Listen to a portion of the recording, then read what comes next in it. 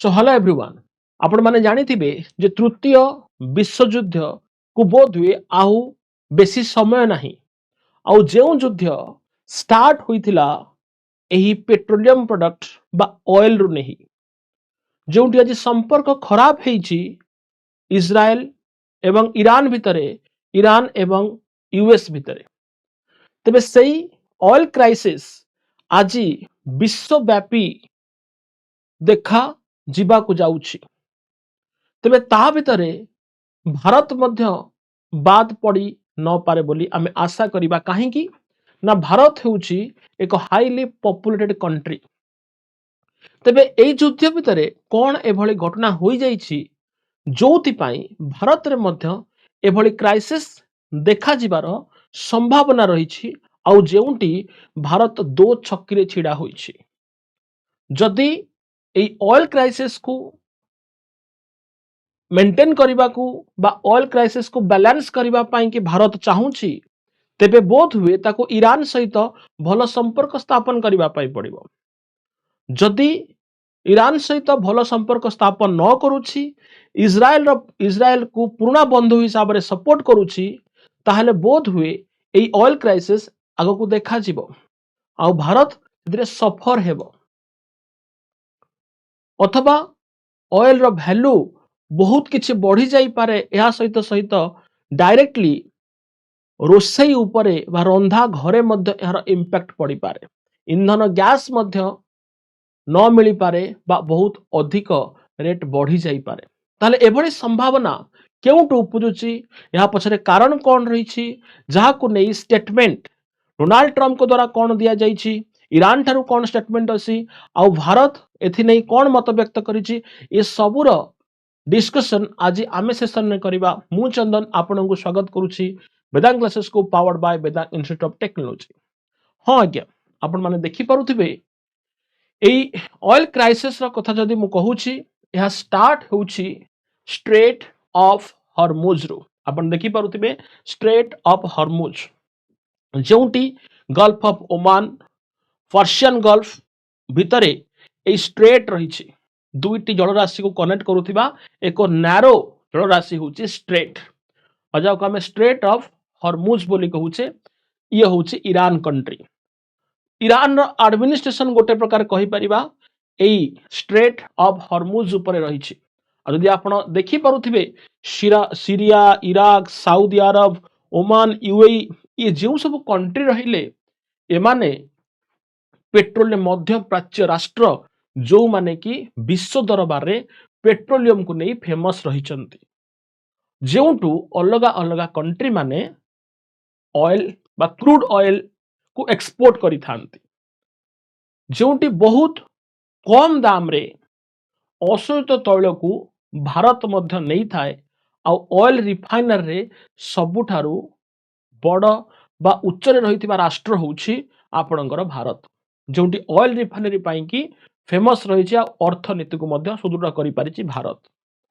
जोटी यह होउछि बहुत ही कम बाट बोली कहि परिबा गल्फ ऑफ ओमान देखंतु पाकिस्तान देन सेपटर आपणकर भारत आपण जानि पारुथिबे केते कम खर्च रे सामुद्रिक पथ देई भारत को क्रूड ऑयल जाई पारुथिबो ताले जदि ईरान रो एडमिनिस्ट्रेशन एहा ऊपर रहिछि आ जदि भारत ईरान को जदि बा ईरान सहित मान जो स्टैंड बाय कंडीशन में अछि अर्थात म्यूट अछि जदि ईरान सहित स्टैंड न होउछि ताहले एभली परिस्थिति देखा जिवो जेउटी स्ट्रेट ऑफ हॉर्मुज ठारू बोधवे आगो को आउ क्रूड ऑयल रो जो जहाज रहिछि ताको आउ परमिशन मिलिबनी आगो को जिबा पाई जोटी एभली परिस्थिति देखा देइछि तबे एभली कोन परिस्थिति देखा देइछि जदि ता पूर्वरु आमे देखिबा ये होउछि से स्ट्रेट ऑफ हॉर्मुज जाको आपण आउटिके भल से देखि पारिबे तबे जदि आमे युद्धर विश्लेषण करू आजिका डेट रे ईरान विशेष भाव रे क्षतिग्रस्त होइछि जोटी 1230 पाखापाखी लोकंकर मृत्यु घटिछि इजराइल रो 10 जनकर मृत्यु घटिछि आउ जोटी विशेष भाव रे एथिरे छात्र समाज बा ईरान रो स्टूडेंट रहिछंती एक बालिका स्कूल उपरे ब्लास्ट हेबा जोगु एभली परिस्थिति मध्य देखा देछि। तेबे परवर्ती समय रे जे देखा जाए कुवैत रे आक्रमण को नहीं आपणकर यूएसए मध्य डरी जाइछि, जेउटी कुवैत रे तार दूतावास को बंद करिछि। एहा को नहीं जेउटी अमेरिका तार कंट्री रे मध्य विरोध को सामना करने को पड़ुछि ट्रम्प सरकार, जेहेतु अमेरिकीय माने मध्य प्राच्य रे फसिक रही उद्धार करा जाई पारेनी। अतिरिक्त जहाज मध्य पठा जाउछि सेमानंको उद्धार करिबा पई, जोटी सरकार को यूएस रे अपोज करा जाउछि, स्ट्राइक करा जाउछि तांका विरोध रे, जोटी ट्रम्प आसुना प्रकाश करिसंति जे अमेरिकनकर कोनोस जगह मृत्यु घटी नाही आ बहुत शीघ्र सेमानंको उद्धार मध्य करा जाउछि। तबे एटी मु ए टॉपिक को काहे की आपण मानको बुझेबा को चाहिली ना, जोटी एभली जो आपणकर कुवैत थारु दूतावास को बंद करा जाउछि आ लोकों को उद्धार करा जाउछि, आ ए कुवैत बा जो यूएस जो डोनाल्ड ट्रम्प रहिचंती ये मिडिल ईस्ट रे जो आपणकर जो ड्रोन अटैक रु बंचिबा पई की एठी जेलेंस्की यूक्रेन नो सपोर्ट मागुछंती। एहा को निजे जेलेंस्की मत व्यक्त करिछन तांकर एक्स हैंडल रे से दर्शैछंती जे डोनाल्ड ट्रम्प तांको हेल्प मागिछंती के भली भाबरे ड्रोन अटैक रु बर्तिबा पाई की एवं सेमानकर नागरिकों को सहयोग प्रदान करबा पाई बा प्रोटेक्ट करबा पाई। ताले यूक्रेन को सहायता मगा जाइछि। एबे आसंतु मुख्य मुद्दा उपरु डोनाल्ड ट्रम्प सहायता मागिछंती जेलेंस्की को, यूक्रेन राष्ट्रपति को। एपट्रे कहउचंती जे जदि भारत ऑयल क्राइसिस को फेस करे ताहले रशिया ठारू ऑयल आनी परिबो। कोन आपण रशियार एडमिनिस्ट्रेशन, कोन आपण को कथारे रशिया उठ बस हुए? डोनाल्ड ट्रम्प को कथारे रशिया उठ बस हुए कि? आपण काहे सजेस्ट करूछंती जे रशिया रु ऑयल आनिबो इंडिया? इंडिया रो पुरातन बंधु अटे रशिया। रशिया मध्य खुलम खुला कहिछि मु केबे भी बंधुत्व को माने दूरेई देबी नाही, आ दरकार पड़ले मु ताको ऑयल दे जोगै देबी। बट आपण ए जिनस कहिबार, डोनाल्ड ट्रम्प ए जिनस कहिबार मुख्य उद्देश्य कौन होई पारे जे भारत ईरान सहित न रहू। जदि दरकार पड़ुछि रशिया ठारू तेल किणु, काली सकाळे एई डोनाल्ड ट्रम्प कहउथिले जे यूक्रेन रशिया वार पाई की जे भारत रशिया रो तेल न आणु, एथि पाई टैरिफ लगे दिया गला। बट आजी ईरान ठारू न नेबा पाई की रशिया ठारू तेल अणा जाऊ, ये सतरे पागल नहंती। ये केतबेले किछि भी गोटे कहि जाउछंती, बोध हुए बयस हेई गलानी, किछि मने रहुनी, जहा आबुल ताबुल गपुचंती कहिले अत्युक्ति हेबो नाही। तेनु आज रशिया ठारू तेल आनिबा पाई कि से कहउचंती, आ एपटरे कुआडे जेलेंस्की आ रशिया भितरे पीस संगठन बा पीस चुक्ति स्वाक्षरित करथिल डोनाल्ड ट्रम्प। आ एबे सहायता मागुछंती काहाकू ना जेलेंस्की को। एपटे रशिया पाई कि रशिया रु तेल आनिबा पाई कि कहउचंती भारत को। कोन एया चाहुनांती तो जे जदी भारत म्यूट अछि मध्य प्राच्यर शक्तिशाली राष्ट्र हिसाब रे भारत एवं चाइना, तेबे प्रथमतः भारत को इनडायरेक्टली ए युद्ध रे इन्वॉल्व करैबा को चाहुनांती तो डोनाल्ड ट्रम्प भारत आड़ को आक्षेप करी, किंतु भारत बुझी सारी ताकू कौन स्टैंड नबार अछि।